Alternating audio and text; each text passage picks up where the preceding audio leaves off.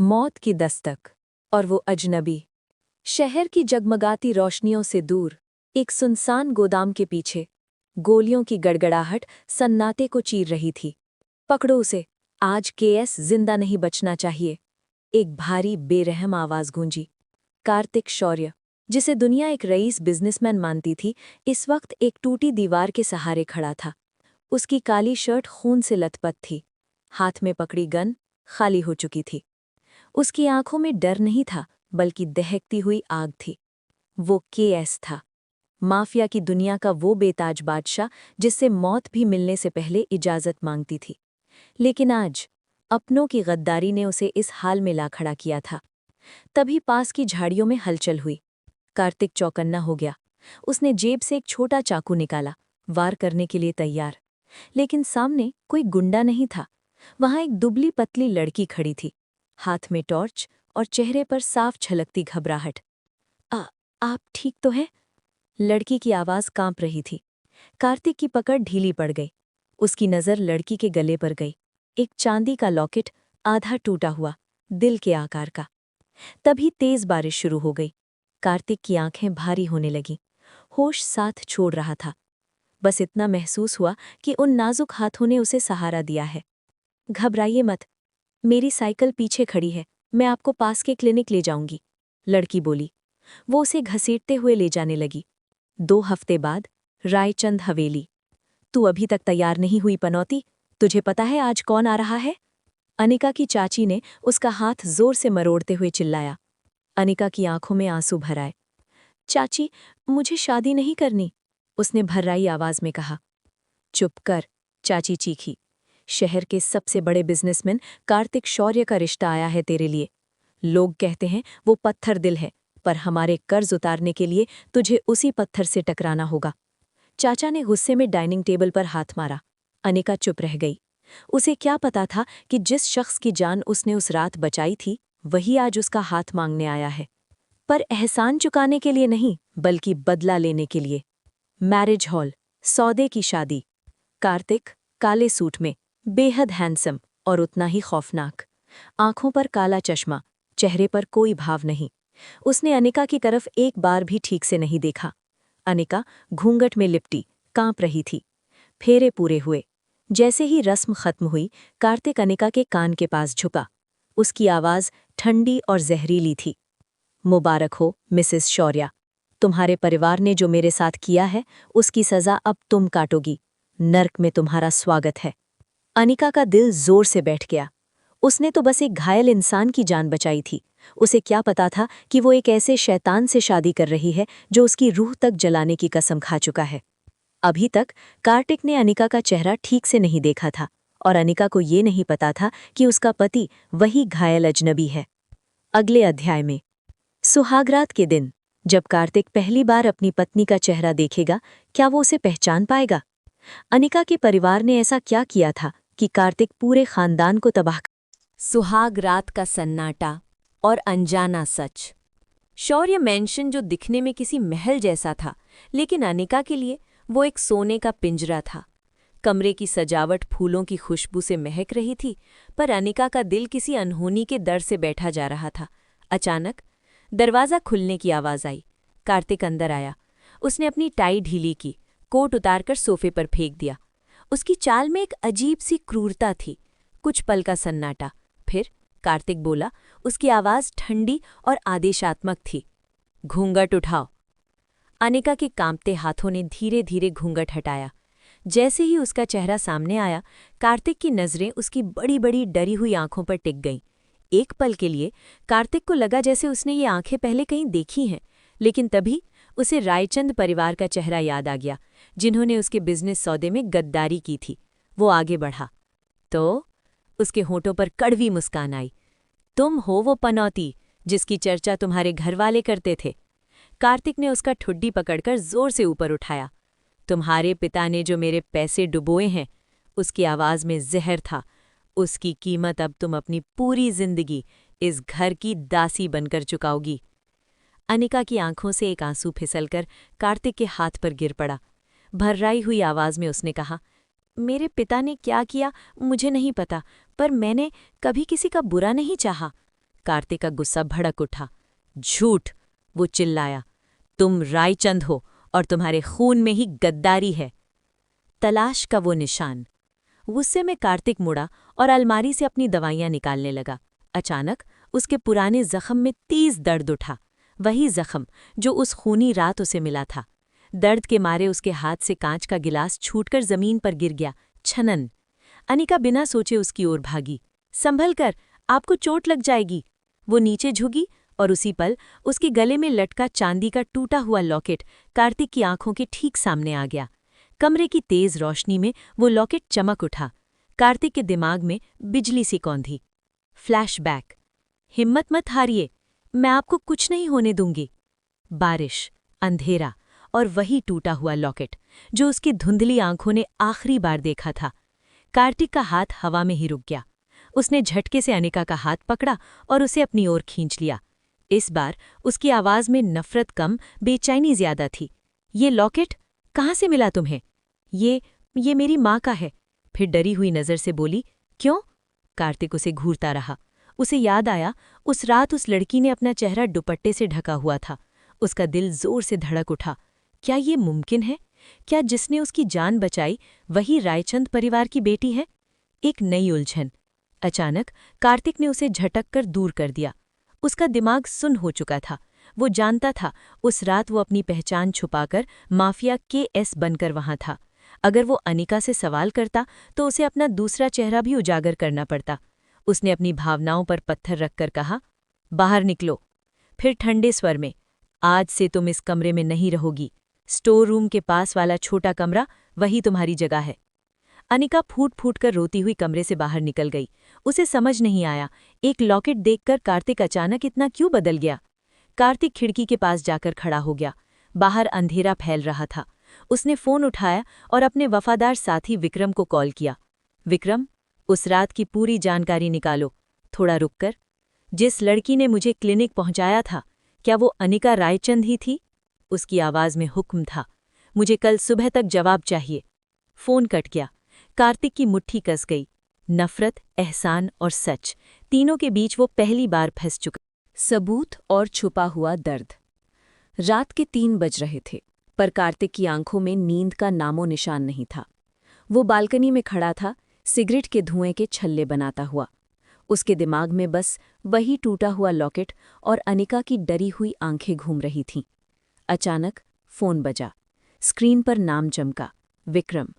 कार्तिक ने कॉल उठाया। बॉस? विक्रम की आवाज में गंभीरता थी। जानकारी मिल गई है। एक पल का सन्नाटा। उस रात आपको सिटी हॉस्पिटल नहीं, विक्रम बोला, बल्कि शहर के बाहरी इलाके के एक छोटे से चैरिटी क्लिनिक में ले जाया गया था। कार्तिक की उंगलियां सिगरेट पर कस गईं। क्लिनिक के रजिस्टर में, विक्रम ने आगे कहा, जिस लड़की ने नाम लिखवाया था वो अनिका रायचंद ही है। कार्तिक की सांस अटक गई। उसने अपनी सोने की चूड़ियां बेच दी थीं बॉस, क्योंकि उसके पास कैश नहीं था और आपकी सर्जरी के पैसे भरने थे। कार्तिक के हाथ से सिगरेट छूटकर जमीन पर गिर गई। उसके सीने में एक अजीब सी हलचल हुई। वही लड़की जिसे मैंने कल रात सरेआम जलील किया, जिसने मेरी जान बचाने के लिए अपने गहने तक बेच दिए। विक्रम की आवाज़ फिर गूंजी। एक और बात बॉस, उस रात उसके परिवार ने उसे घर से निकाल दिया था। कार्तिक की भौहें तन गईं, क्योंकि वो देर से लौटी थी। वे उसे हमेशा से अपने घर की बदकिस्मती मानते आए हैं। कॉल कट गया। कार्तिक वहीं खड़ा रह गया। नफरत अब उसे खोखली लग रही थी। स्टोर रूम का मंजर। कार्तिक तेज कदमों से उस छोटे से स्टोर रूम की ओर बढ़ा जहां उसने अनिका को रहने के लिए मजबूर किया था। दरवाज़ा थोड़ा खुला हुआ था। अंदर का नज़ारा देखते ही कार्तिक का दिल पसीज गया। अनिका ठंडी जमीन पर एक पुरानी चादर ओढ़े सो रही थी। ठंड से वो कांप रही थी और उसकी बंद आंखों के कोनों में सूखे आंसुओं के निशान थे। कार्तिक धीरे से उसके पास बैठा। उसकी नज़र उसके हाथों पर गई। पट्टियां बंधी थीं।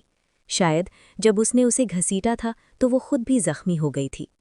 अचानक अनिका नींद में बड़बड़ाई, प्लीज़ मुझे मत मारिए, मैंने कुछ नहीं किया। थोड़ा रुककर, पापा मुझे पनौती मत कहिए। कार्तिक का हाथ अनिका के चेहरे की ओर बढ़ा और वो रुक गया। उसके अंदर का माफिया KS कह रहा था, वो दुश्मन की बेटी है, लेकिन उसका दिल कह रहा था वो उसकी रक्षक है। सुबह का हंगामा। अगली सुबह रायचंद परिवार यानी अनिका के चाचा चाची शौर्य मैंशन पहुंचे। उन्हें यकीन था कार्तिक अब तक अनिका को घर से निकाल चुका होगा। वे सौदे के बाकी पैसे मांगने आए थे। चाची ने बनावटी मुस्कान के साथ पूछा, दामाद जी, कैसी रही पहली रात? हमारी पनौती बिटिया ने कोई गड़बड़ तो नहीं की ना? सीढ़ियों से कार्तिक नीचे उतरा। उसकी आंखें लाल थीं, चेहरा पत्थर जैसा सख्त। गड़बड़? वो ठंडे स्वर में बोला। तो आपने की है मिस्टर रायचंद। कमरे में सन्नाटा छा गया। उसकी आवाज में केएस वाला खौफ था। आपने मुझे बताया था कि आपकी बेटी एक बिगड़ी हुई लड़की है। वो एक कदम आगे बढ़ा। आपने ये नहीं बताया कि आपने उसे फरिश्ते की नहीं बल्कि एक नौकरानी की तरह पाला है। रायचंद का चेहरा उड़ गया। अरे नहीं, आप गलत समझ रहे हैं। चुप रहो, कार्तिक दहाड़ा। विक्रम, इनके सारे बिजनेस कॉन्ट्रैक्ट्स रद्द करो और इनके घर का सारा सामान कुर्क तर लो। एक पल की चुप्पी। इन्हें पता चलना चाहिए कि केएस का एहसान ना चुकाने का अंजाम क्या होता है। उसी वक्त अनिका किचन से चाय लेकर आ रही थी। वो ये सब सुनकर सन रह गई। ये कार्तिक का वो रूप था जो उसने पहले कभी नहीं देखा था। एक नया मोड़। रायचंद परिवार रोते गिड़गिड़ाते हुए बाहर निकला। अनिका धीरे से कार्तिक के पास आई। आपने ऐसा क्यों किया? उसकी आवाज रुंध गई। वे मेरा परिवार है। कार्तिक उसकी ओर मुड़ा और उसे दीवार से सटा दिया। उसकी आंखों में एक अजीब सी चमक थी। वे थे तुम्हारा परिवार अनिका, अब तुम कार्तिक शौर्य की जिम्मेदारी हो। वो झुका, आवाज धीमी पर खतरनाक। और मैं अपनी चीजों के साथ बुरा व्यवहार किसी और को नहीं करने देता। एक ठहराव। सिवाय मेरे। अनिका समझ नहीं पाई कार्तिक उसे बचा रहा था या उसे और भी बड़ी मुसीबत में डाल रहा था। उसी पल कार्तिक के फोन पर एक मैसेज आया। स्क्रीन पर लिखा था, केएस, तुम्हारी कमजोरी अब तुम्हारी पत्नी है, तैयार रहना। कार्तिक की मुट्ठी धीरे धीरे भिंज। रक्षक या भक्षक? कार्तिक की आंखों में उस मैसेज को पढ़ते ही खून उतर आया। उसके दुश्मनों ने उसकी सबसे बड़ी कमजोरी ढूंढ ली थी, या कम से कम उन्हें ऐसा लग रहा था। उसने नजर उठाकर अनिका की ओर देखा। वो अब भी डरी हुई चुपचाप खड़ी थी।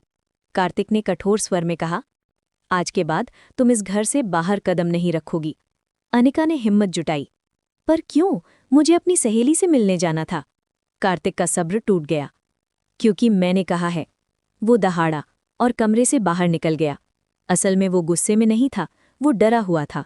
उसे डर था अगर अनिका उसकी आंखों के सामने से ओझल हुई तो केएस के दुश्मन उसे ढाल बना लेंगे। नज़दीकियों का एहसास। शाम ढलते ही भारी बारिश शुरू हो गई। बिजली कड़क रही थी, आसमान कांप रहा था। कार्तिक अपने स्टडी रूम में फाइलों में डूबा बैठा था कि अचानक पूरे मैंशन की लाइट चली गई। एक पल, दो पल, जनरेटर भी चालू नहीं हुआ। कार्तिक समझ गया ये हादसा नहीं था। उसने तुरंत अपनी गन निकाली।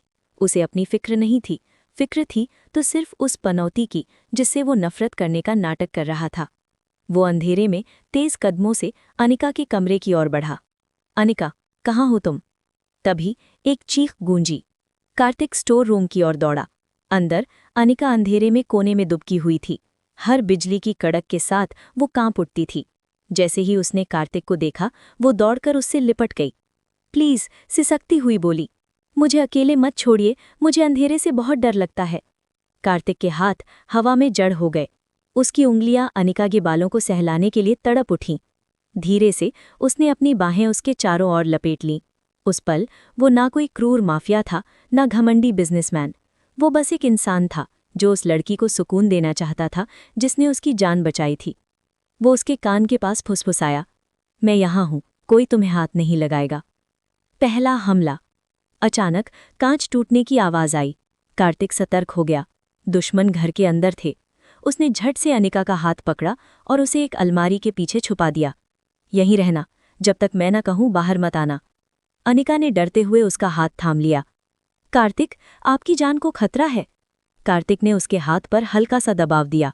उसकी आवाज शांत थी पर भरोसे से भरी। तुम्हारे केएस को कोई नहीं मार सकता। अगले ही पल कार्तिक अंधेरे में एक साई की तरह घूमा। 3 नकाबपोश आदमी घर में घुसे और फिर गोलियों की नहीं, हड्डियों के टूटने की आवाजें कमरे में गूंज उठीं। बिना शोर, बिना रहम, कार्तिक ने उन्हें ढेर कर दिया। वो एक ट्रेंड किलर की तरह लड़ रहा था। अलमारी की दरार से अनिका ये सब देख रही थी। उसकी आंखें फटी की फटी रह गईं। ये वही आदमी था जो एक बिजनेसमैन कहलाता था। रात से पर्दा उठने की शुरुआत। कुछ देर बाद लाइट वापस आ गई। कमरे में कोई लाश नहीं थी। कार्तिक के आदमी सब साफ कर चुके थे। कार्तिक अनिका के पास आया। उसके चेहरे पर खून का एक छींटा था। अनिका ने कांपते हाथों से उसके चेहरे से खून पोंछा। आप कौन हैं? उसकी आवाज कांप रही थी। एक आम बिजनेसमैन ऐसे नहीं लड़ता। कार्तिक ने उसका हाथ पकड़ा और उसे अपनी ओर खींच लिया। उनकी सांसें एक दूसरे से टकरा रही थीं। कार्तिक की आंखों में अंधेरा था। मैं वही हूं, धीमे भारी स्वर में बोला, जिसे तुम जानना नहीं चाहोगी अनिका। एक ठहराव। मेरी दुनिया में सिर्फ खून है और अंधेरा।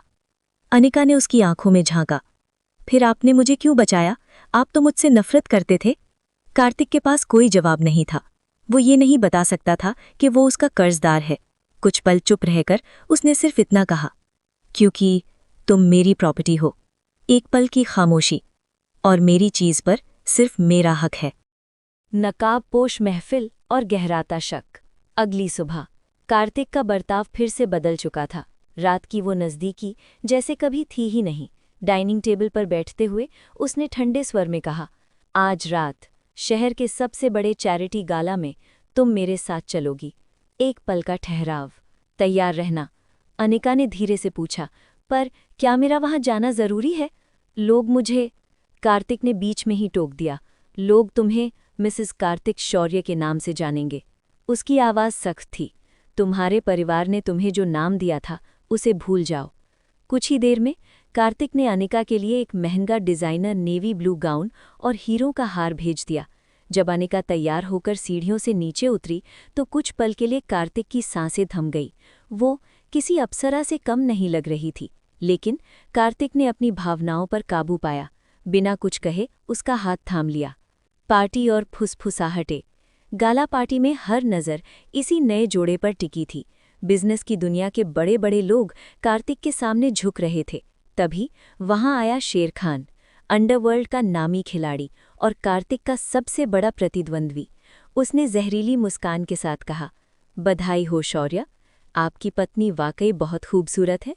फिर वो अनिका की ओर मुड़ा, क्या तुम्हें पता है छोटी बच्ची कि तुम्हारा पति रात को नींद में किसके नाम के ऑर्डर देता है? अनिका का दिल जोर से धड़क उठा। शेर खान की आवाज़ और भी धीमी हो गई, सुना है केएस नाम का कोई साया आजकल शहर में काफ़ी कहर मचा रहा है। अनिका ने कार्तिक की ओर देखा। उसके जबड़े की मांसपेशियां तनाव से सख्त हो चुकी थीं। कार्तिक ने ठंडी भारी आवाज़ में कहा, शेर खान, अपनी सीमा में रहो। उस आवाज़ में ऐसी गूंज थी कि शेर खान को पीछे हटना पड़ा। वो रहस्यमयी कमरा। पार्टी के बीच कार्तिक के फ़ोन पर एक अर्जेंट कॉल आया। वो अनिका को एक सुरक्षित कोने में छोड़कर जल्दी से चला गया। कुछ देर बाद अनिका को प्यास लगी। वो वेटर को ढूंढते हुए गलती से होटल के वीआईपी स्वीट्स की ओर निकल गई। तभी उसने कमरे का दरवाज़ा थोड़ा खुला देखा। अंदर से कार्तिक की आवाज़ आ रही थी, लेकिन ये वो आवाज़ नहीं थी जो वो घर पर सुनती थी। ये आवाज़ ठंडी, भारी, जानलेवा। उसे ख़त्म कर दो। फ़ोन पर कार्तिक कह रहा था, मुझे गद्दारी पसंद नहीं। एक पल का सन्नाटा। और हाँ, कल सुबह तक केएस का खौफ पूरे बंदरगाह पर होना चाहिए। अनिका के हाथ पांव ठंडे पड़ गए। केएस, क्या शेर खान सही कह रहा था? क्या कार्तिक ही वो माफिया किंग है जिसका नाम सुनकर लोग कांपते हैं? डर के मारे वो पीछे हटने लगी, लेकिन उसका पैर पास रखे एक गुलदस्ते से टकरा गया। आमना सामना। धड़ाम। दरवाज़ा झटके से खुला। कार्तिक बाहर आया। उसकी आंखों में अब भी वही केएस वाला पागलपन था। जैसे ही उसकी नज़र अनिका पर पड़ी, उसका चेहरा सफ़ेद पड़ गया। तुम यहाँ क्या कर रही हो? उसने अनिका का हाथ पकड़ा, उसे कमरे के अंदर खींच लिया। दरवाज़ा जोर से बंद हुआ। अनिका की आंखों में आंसू थे। आप कौन है कार्तिक? कांपती आवाज़ में बोली, मैंने अभी अभी आपको किसी को जान से मारने का हुक्म देते सुना। उसने हिम्मत जुटाई, क्या आप वाकई वही बिजनेसमैन हैं जिससे मैंने शादी की है? एक पल। या आप...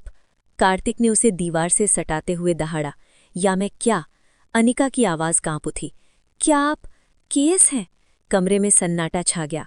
कार्तिक की पकड़ धीरे धीरे ढीली पड़ गई, लेकिन उसकी नजरें अनिका के चेहरे से हटी नहीं। उसने अनिका के गले में लटके उसी टूटे हुए लॉकेट को छुआ। बहुत धीमी, दर्द से भरी आवाज में उसने पूछा, अगर मैं कहूं कि हाँ, मैं ही केएस हूं, एक ठहराव, तो क्या तुम उस रात मेरी जान बचाती? नफरत, खौफ और एक नई मुसीबत। कमरे के अंदर सन्नाटा इतना गहरा था कि अनिका को अपनी दिल की धड़कनें सुनाई दे रही थीं। कार्तिक ने अपना हाथ अनिका के चेहरे के पास दीवार पर टिका दिया था। उसकी आंखों में वो राज तैर रहा था जिसे उसने पूरी दुनिया से छुपा कर रखा था। अचानक, जवाब दो अनिका। कार्तिक की आवाज़ सख्त हो गई। क्या तुम एक कातिल की जान बचाती? एक पल का ठहराव। क्या तुम एक ऐसे शख्स का हाथ थामती जिसके हाथों पर अनगिनत लोगों का खून है? अनिका की आंखों से आंसू बह निकले। कांपती हुई आवाज में उसने कहा, मैंने उस रात एक मरते हुए इंसान को देखा था। उसकी आवाज टूट गई। किसी माफिया किंग को नहीं। थोड़ा रुककर, पर आज मैं जिस शख्स को देख रही हूं, मैं उसे नहीं जानती। उसने हिम्मत जुटाई। आप एक तरफ मुझे बचाते हैं और दूसरी तरफ दूसरों की जान लेते हैं, क्यों? कार्तिक पीछे हट गया। क्योंकि ये दुनिया, वो चिल्लाया, रहम करना नहीं जानती। उसकी आवाज में गुस्सा था और डर भी। अगर मैं केएस नहीं होता तो मेरे दुश्मन मुझे कब का मार चुके होते। एक सन्नाटा। और अब तुम मेरी पत्नी हो। उसकी आंखें सख्त हो गईं। तो तुम्हारी जान को भी उतना ही खतरा है। अपहरण की साजिश। इससे पहले कि अनिका कुछ और कह पाती, अचानक पूरे होटल में फायर अलार्म बज उठा। लाल बत्तियां चमकने लगीं। लोगों में अफरा तफरी मच गई। कार्तिक ने अपने ईयरपीस पर चिल्लाया, विक्रम, क्या हो रहा है? ईयरपीस से घबराई हुई आवाज आई, बॉस, शेरखान के आदमियों ने होटल में धुआं फैला दिया है। कार्तिक की सांस तेज हो गई। वे आपको निशाना नहीं बना रहे। उनका मकसद भाभी माँ है। कार्तिक ने झटके से पीछे मुड़कर देखा, पर अनिका वहां नहीं थी। धुएं का गुबार पूरे कॉरिडोर में फैल चुका था। अनिका, वो पागलों की तरह चिल्लाया। अनिका, उसे अपनी जान की परवाह नहीं थी। डर सिर्फ एक था कि वो उस लड़की को खो देगा जिसने उसे नई जिंदगी दी थी। शेरखान का ठिकाना, शहर के बाहरी इलाके में एक पुरानी जर्जर फैक्ट्री। अंदर अनिका को एक कुर्सी से बांध दिया गया था। उसके सामने शेरखान खड़ा था। वो अपनी सिगार का धुआं धीरे धीरे उसके चेहरे पर छोड़ रहा था। तो तुम हो केएस की कमजोरी? शेरखान हंसा। मुझे लगा था वो पत्थर का बना है, पर उसने तुम्हारे लिए अपनी पूरी सुरक्षा हटा दी। अनिका ने डर के बावजूद हिम्मत जुटाई। कार्तिक आपको नहीं छोड़ेंगे। शेरखान ठहाका मारकर हंसा। कार्तिक, तुम अब भी उसे उस नाम से बुलाती हो? उसने फोन निकाला। चलो देखते हैं वो तुम्हें बचाने के लिए क्या क्या दांव पर लगाता है। केएस का असली रूप। तभी धमाका। फैक्ट्री का मुख्य दरवाजा एक जोरदार आवाज के साथ उड़ गया। धुआं, धूल और अंधेरा। उसी अंधेरे से एक साया अंदर दाखिल हुआ। दोनों हाथों में गन, आंखों में ऐसी दरिंदगी कि मौत भी कांप जाए। ये कार्तिक शौर्य नहीं था, ये था केएस। शेरखान। कार्तिक की आवाज पूरी फैक्ट्री में गूंज उठी। मैंने कहा था, मेरी चीज को कोई हाथ नहीं लगाएगा। उसकी आवाज में मौत थी। आज तुमने मेरी जान को छूकर अपनी मौत को दावत दी है। शेरखान के आदमी फायर करने लगे, लेकिन कार्तिक बिजली की रफ्तार से आगे बढ़ा। वो किसी फिल्मी हीरो की तरह नहीं, बल्कि एक घायल शेर की तरह लड़ रहा था। गोलियां उसके पास से गुजर रही थीं, पर उसका ध्यान सिर्फ अनिका पर था। कुछ ही पलों में उसने कई आदमियों को ढेर कर दिया। आखिरकार वो शेरखान के सामने खड़ा था। उसने गन सीधे उसके माथे पर टिका दी। एक फैसला। रुको, अनिका चिल्लाई। कार्तिक, नहीं। कार्तिक का हाथ कांपने लगा। उसने मुड़कर अनिका की ओर देखा। उसकी आंखों में अब भी वही मासूमियत थी जो उसे इंसान बनाती थी। अनिका रोते हुए बोली, अगर आप इसे मार देंगे तो आप में और इसमें। उसकी आवाज टूट गई। क्या फर्क रह जाएगा? फैक्ट्री में एक बार फिर पश्चाताप और पहली हार। फैक्ट्री के अंदर सन्नाटा पसर गया था। शेर खान की सांसें तेज चल रही थीं। उसकी कनपटी पर कार्तिक की ठंडी गन लगी थी। कार्तिक की उंगली ट्रिगर पर थी। बस एक मामूली सा दबाव और सब खत्म। कार्तिक, मेरी तरफ देखिए। अनिका की आवाज ने सन्नाटे को चीर दिया। अगर आज आपने इसे मार दिया तो आप उस रात वाले इंसान को भी मार देंगे जिसे मैंने बचाया था। हल्का विराम। क्या आप अपनी पत्नी की नज़रों में हमेशा के लिए एक कातिल बनना चाहते हैं? कार्तिक की आंखों में खून उतर आया था। उसके दिमाग में केएस का खौफ बोल रहा था, लेकिन दिल में अनिका की वो मासूम पुकार गूंज रही थी। इसने तुम्हें हाथ लगाया है अनिका। उसकी आवाज़ भारी थी। इसे जिंदा रहने का कोई हक नहीं। अनिका की आवाज़ कांप रही थी, पर इरादा मजबूत था। तो कानून को सजा देने दीजिए। सिसकते हुए, आप माफिया हो सकते हैं, लेकिन मेरे लिए आप आज भी वही इंसान हैं जिसे मैंने उस रात मरने नहीं दिया था। एक गहरी सांस। प्लीज। कार्तिक की उंगली ट्रिगर से हट गई। उसने आंखें बंद की और एक लंबी सांस ली। फिर धड़ाम। उसने पूरी ताकत से शेरखान के चेहरे पर मुक्का जड़ दिया। शेरखान बेहोश होकर जमीन पर गिर पड़ा। विक्रम, कार्तिक ने बिना पीछे मुड़े कहा, पुलिस को इन्फॉर्म करो, सारे सबूत भेज दो। इसे ऐसी जगह भेजो जहां से ये कभी बाहर ना आ सके। खामोश सफर। कार्तिक आगे बढ़ा और अनिका की रस्सियां खोलीं। जैसे ही वो आज़ाद हुई, उसके पैर लड़खड़ा गए। कार्तिक ने तुरंत उसे अपनी बाहों में थाम लिया। पूरे सफर में घर तक दोनों के बीच एक भी शब्द नहीं बोला गया। लंबा मौन। जब वे मैंशन पहुंचे, कार्तिक उसे सीधे ऊपर उसके कमरे में ले गया। उसने फर्स्ट एड बॉक्स निकाला और चुपचाप अनिका की कलाइयों पर लगी चोटों पर मरहम लगाने लगा। दर्द हो रहा है? उसने बहुत धीमी आवाज में पूछा। उसकी आंखों में अब दरिंदगी नहीं थी, सिर्फ गहरा पश्चाताप। शारीरिक चोट से ज्यादा? अनिका ने उसकी आंखों में झांकते हुए कहा।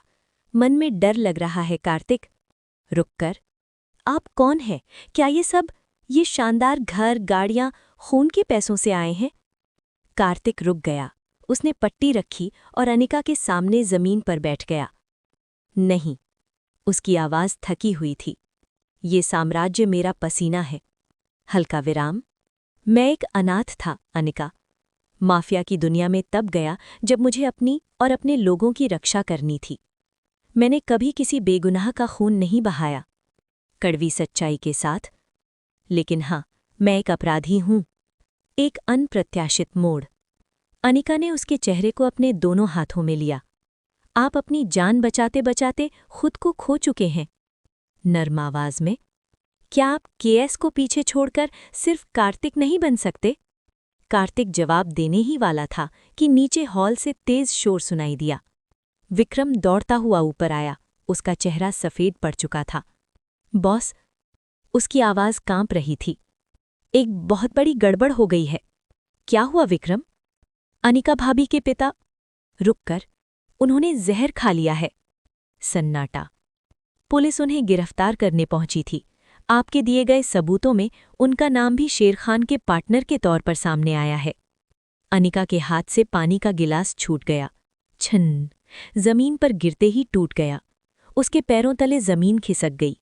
जिस पिता के लिए उसने अपनी खुशियां कुर्बान की थीं, वही उसके